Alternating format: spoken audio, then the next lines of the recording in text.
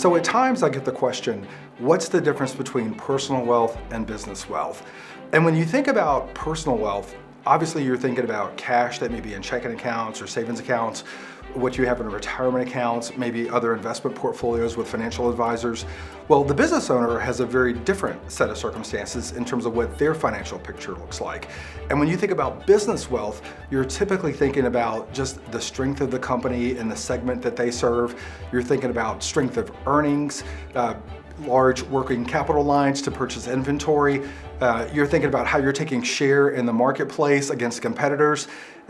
Really just creating a thriving enterprise that is doing very, very well in its segment would more accurately describe what's happening with business wealth. So at times, we'll notice that the net worth of a business owner is often far more concentrated in their business.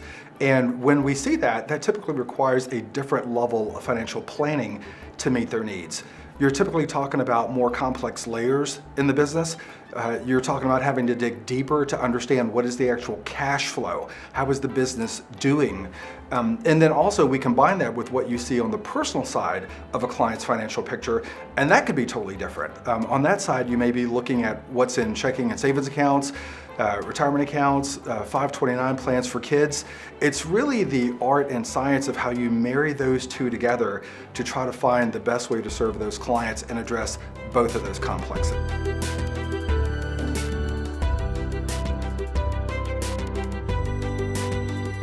So one question we get from clients is, how do you grow personal wealth in addition to growing your business? Well, we certainly understand that growing the business is their focus. It's what they're locked into and focused on day to day. But if that business is really doing well and generating excess cash, that could be an opportune time to move some of that cash out of the business and take a look at other assets. Whether it's making sure that you've got a strong emergency fund to weather tough times, whether it's looking at, are you fully funding your retirement vehicles and making sure that you're making the maximum contributions to those particular vehicles, that could be great strategies for you. Also considering, is this the right time to create an investment portfolio and look at something that can grow longer? And I'm referring more to stocks and bonds and other asset classes there. We'll also have clients who will start to entertain maybe their second or third home. Is this a good time to consider rental real estate or other strategies to really start to diversify and spread out their risk and not have all of it concentrated inside the business?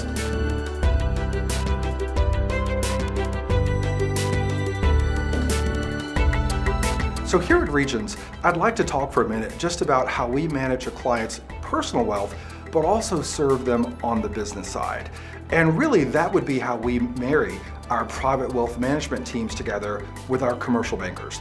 When you think about the commercial bankers, those would be the team members that are intimately involved with the client's business in terms of what's happening with treasury management needs, merchant services, working capital lines, anything and everything that happens in that business world. Well, we also work closely with those commercial bankers as they start to work with clients on what the personal needs could be. And once again, if that excess cash flow is being generated or the client wants to start to diversify or spread their risk, that's where we come into play, working side by side with the client. So they've got commercial advisors in the room, private wealth advisors, and we're all working toward the same strategic goals and objectives.